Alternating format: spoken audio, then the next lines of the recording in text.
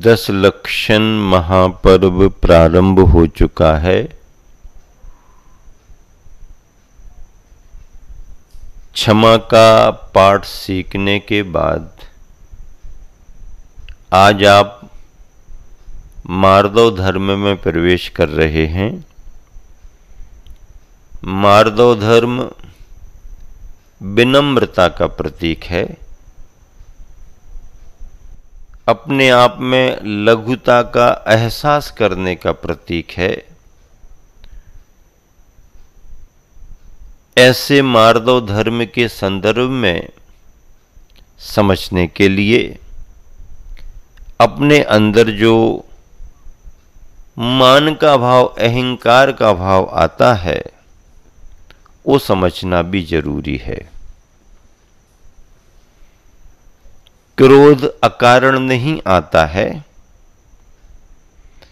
हमारे मान पर जब चोट पहुंचती है तो क्रोध आने लगता है। मानी प्राणी को लेकर के शास्त्रों में अनेक संदर्भ आए हैं। मान कसाय के कारण बड़े बड़े राजा महाराजा और चक्रवर्ती सम्राट भी अपने जीवन में पतन के गर्त में चले गए। ये दार्शनिक व्याख्याएं आप 10 लक्षण महापर्व के संस्कार शिविर में सुन रहे हो। गुरुवर आचार्य श्री विद्यासागर जी महाराज जी के साथ मुनि अवस्था में मैं संग में था, विहार कर रहा था। गर्मी के दिनों में सुबह सुबह विहार करके एक गांव से दूसरे नगर की ओर जाना था। पक्की सड़क से आगे बढ़ रहे थे, विहार हो रहा था। आगे चल करके देखा कि रास्ते पर एक बहुत बड़ा पेड़ पूरे रास्ते को घेर करके पड़ा हुआ है। गाड़ी वाहन रास्ते को छोड़ करके बाजू के खेत से निकल रहे थे। कार्यकर्ताओं ने भी आचार्य श्री को संकेत दिया, आचार्य श्री साइड के रास्ते से निकलना है। ये आम का झाड़ उखड़ करके गिर गया है, रास्ता रोक लिया है। आचार्य श्री ने पूछा कि ये तो इतना हरा भरा है, इतना मजबूत दिख रहा है, फिर ये ऐसा कैसे गिर गया? गांव के लोगों ने बताया कि गुरुदेव, रात में बड़ी तेज आंधी चली। क्या चली? बड़ी तेज आंधी चली और उस आंधी में ये झाड़ उखड़ गया, धराशायी हो गया। आचार्य श्री सारी बात समझ के मुस्कुराते हुए फिर आचार्य श्री ने कहा, अरे आंधी में इतना बड़ा पेड़ उखड़ गया, लेकिन उसके आजू बाजू में तो छोटे छोटे पौधे और डालियां कितनी सारी लगी हुई हैं, इनका कुछ क्यों नहीं हुआ? तो उसने कहा, आचार्य श्री, हवा जब तेज चलती है तो कमजोर से रहने वाले ये सब झुक जाते हैं, आंधी निकल जाती है। और झाड़ है, खड़ा रहा, उखड़ गया। आचार्य श्री मुस्कुरा दिए। आचार्य श्री ने तत्व की बात पकड़ ली और फिर हंसते हुए कहने लगे, हाँ, अकड़ने वालों की यही स्थिति होती है। जीवन की सुरक्षा तो विनम्रता में है, लघुता में है। इतना बड़ा विशाल वृक्ष, हरा भरा वृक्ष, लेकिन आंधी तूफान में अकड़ करके खड़ा रहा तो उखड़ना पड़ा। और कमजोर से दिखने वाले छोटे छोटे पौधे हवा में आंधी में हिलते डुलते रहे, वो सुरक्षित बने हैं। सार क्या पकड़ में आया? जीवन की सुरक्षा विनम्रता में है। जीवन की सुरक्षा अपने व्यवहार के लचीलेपन में है, मार्दव और मृदुता में है। प्रसिद्ध दार्शनिक कन्फ्यूशियस के बारे में मैंने पढ़ा कि जब वह आखिरी उम्र जी रहा था तो उसके शिष्यों ने आकर के एक बार कुछ जीवन के रहस्य जानने चाहे। जीवन लंबा कैसे हो, सुरक्षित कैसे हो, शांत निश्चिंत कैसे हो, ऐसी जिज्ञासाएं रखी। तो कन्फ्यूशियस कहता है कि आप सभी दीर्घ जीवन का राज जानना चाहते हो, तुम्हारा जीवन दीर्घ काल तक चले, इसका रहस्य सुनो। इसका उत्तर मैं बाद में दूंगा, पहले मेरे पास आओ। और पास में आओ। शिष्य पास में आए। कन्फ्यूशियस पूछने लगा कि देखो, मेरे खुले हुए मुख में तुम्हारे लिए क्या क्या दिख रहा है? उसने कहा, क्या क्या दिख रहा है बताओ। तो शिष्यों ने कहा कि तुम्हारे मुख में तो मुझे केवल जीभ दिखाई दे रही। क्या दिखाई दे रही? जिह्वा दिखाई दे रही। दांत दिखाई दे रहे नहीं? दे रहे नहीं, दांत तो एक भी नहीं है। ऐसा क्यों? उसने पूछा शिष्यों से, ऐसा क्यों? प्रश्न किया। जिह्वा पहले आती है और बाद तक बनी रहती है, और दांत बाद में आते हैं और पहले चले जाते हैं। इसका मतलब क्या? दांत बाद में आए और पहले चले गए, जिह्वा पहले आई और बाद तक बनी। इसका रहस्य क्या है? शिष्य उत्तर नहीं दे सके। तब उस दार्शनिक ने यह कहा कि सुनो, दीर्घ जीवन का राज मैं आपको बतला रहा हूं। दीर्घ जीवन का रहस्य यही है कि अपने जीवन में लचीलापन होना चाहिए। दांत कठोर रहे, दांत कड़क रहे।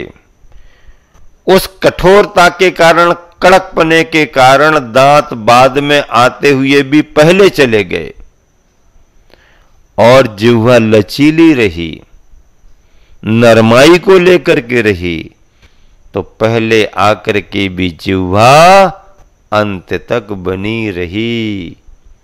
आप सभी समझ गए कि नहीं समझे? यही दीर्घ जीवन का राज है। मान दुखों की खान है। मान क्या है? दुखों की खान है। मान सम्मान पाने के लिए आदमी कितना परेशान होता है, क्या क्या लुटा देता है, क्या क्या लगा देता है। कोई दो चार शब्द प्रशंसा के तो बोल दे, कोई थोड़ा सा माथे पर टीका तो लगा दे, कोई नाम तो हमारा ले दे सबके बीच में कि मैं भी कुछ कर रहा हूं।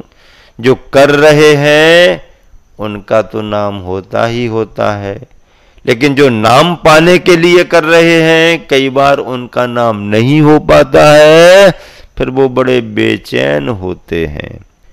इंद्रभूति गौतम स्वामी, जैन ग्रंथों में कथानक आता है। इंद्रभूति गौतम स्वामी अपने समय में बहुत बड़े वेद वेदांगों के ज्ञाता थे। उनका गुरुकुल चलता था। उनके 500 शिष्य थे। वह शिष्यों को पढ़ाते थे। उनके सारे शिष्य उनकी आज्ञा मानते थे। उस समय तीर्थंकर भगवान महावीर स्वामी का समोसरण भी विहार करता था। समोसरण में महावीर भगवान का उपदेश होता था। सम्यक दृष्टि भव्यात्मा आत्म कल्याण के लिए महावीर के समोसरण में पहुंचते थे। लेकिन यह सब होते हुए भी इंद्रभूति गौतम स्वामी, इंद्रभूति कभी समोसरण की ओर गए ही नहीं और जाने वालों को वो रोक दिया करते थे। अरे कहां जाते हो महावीर के समोसरण में, वहां मिलेगा क्या? मेरे पास आओ, मेरे गुरुकुल में देखो, मुझसे ज्यादा ज्ञान इस धरती पर किसी दूसरे को नहीं। अहंकार का भाव था, बोलबाला था, लेकिन महावीर की प्रभावना भी अपने आप में अद्वितीय थी, अद्भुत थी। महावीर से उनका कभी आमना सामना नहीं हुआ, कभी नहीं गए वो महावीर के पास। महावीर का नाम भी वो सुनना पसंद नहीं करते थे। किसी एक समय सौधर्मेंद्र के ख्याल में ये बात आई कि महावीर भगवान को केवल ज्ञान हो गया, समोसरण की रचना हो गई, 12 सभाएं लग गईं, धर्मोपदेश क्यों नहीं होता? तब मालूम चला अवधि ज्ञान से कि महावीर भगवान के समोसरण में उनकी दिव्य ध्वनि को झेलने की पात्रता रखने वाला कोई भविक आत्मा नहीं है, और यह योग्यता इस समय केवल इंद्रभूति के अंदर है। लेकिन इंद्रभूति नास्तिक है, वो जाएगा ही नहीं। इंद्र ने अपने माया भाव से जो रचना रची, वो सारी बात आपको मालूम है। वृद्ध ब्राह्मण बनकर प्रश्न पूछे गए और उसमें इंद्रभूति उलझ गया, इंद्रभूति का अहंकार जाग गया। उसने कहा कि ऐसे अटपटे प्रश्न आप क्यों पूछ रहे हो? ऐसा ये गलत ज्ञान आपको किसने दिया? आप ये बताइए कि आपका गुरु कौन है? तो उस वृद्ध ब्राह्मण ने कहा, वैसे तो मेरे गुरु महावीर भगवान हैं, लेकिन अभी वो मौन लिए बैठे हैं, इसलिए मैंने सोचा कि इन प्रश्नों के उत्तर आपके पास प्राप्त कर लूं। आप भी बड़े ज्ञानी हो, आप भी गुरुकुल चला रहे हो, तो मैं तो अपनी जिज्ञासा का समाधान करने के लिए आपके पास आया हूं। अगर आप उत्तर देते हो तो ठीक है, नहीं तो मैं ये चला। इंद्रभूति को लगा ये सब महावीर महावीर महावीर की ही चर्चा करते हैं, जो आता वो महावीर की चर्चा करता है।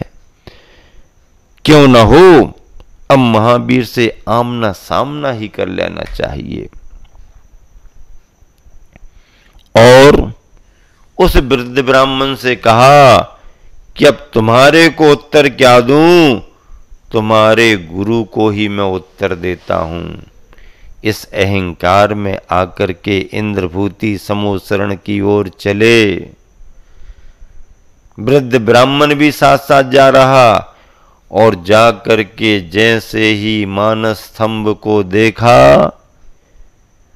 वीतरागता की प्रशांत मुद्राएं देखी, इंद्रभूति का अहंकार गलने लगा, गलने लगा, झरने लगा, झरने लगा।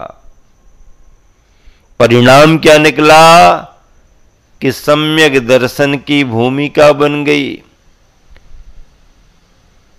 भव्यत्व भाव प्रकट हो गया, और अंदर प्रवेश करके महावीर की वंदना करते करते रत्नत्रय के प्रकट करने का परिणाम आ गया और इंद्रभूति ने निर्ग्रंथ मुनि दीक्षा धारण कर ली। महावीर भगवान के वो शिष्य बन गए। भगवान की देशना खिरने लगी, उपदेश होने लगा। विचार तो करो, सोचो तो, चिंतन तो करो। अरे जो लड़ने को तैयार हो रहा था, जो महावीर के पास जाना नहीं चाहता था, जो महावीर की गहराई नापने के लिए गया, तो गहराई नापते नापते नापते नापते स्वयं गहराई में डूब गया, फिर लौट करके नहीं आया। जो लड़ने के भाव से गया था वही महावीर का लाड़ला हो गया, अहंकार गल गया। और इंद्रभूति के साथ गौतम लगा हुआ है, तो मैं तो बार बार कहता हूं, गोतमः इति गौतमः। गोतमः, तम यानी अहंकार, अंधकार, तम गो हो गया, तम गो, जीवो गो। जिनके अंदर का अहंकार का अंधेरा निकल गया, वो गौतम बन गए, वो गौतम गणधर बन गए। भगवान को शिष्य मिले, हम सबको गुरु मिले। हमारे गुरुवर ने, आचार्य जी ने लिखा है, हे मानी प्राणी देख तो ले इस पानी को, हे मानी प्राणी देख तो लो इस पानी को, और हो जा पानी पानी, हो जा पानी पानी।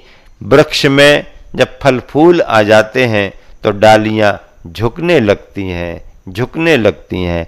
ऐसे ही जिस व्यक्ति के जीवन में गुणों के फल फूल आने लगते हैं, तो उस व्यक्ति, उस गुणवान व्यक्ति का जीवन भी विनम्र होता है।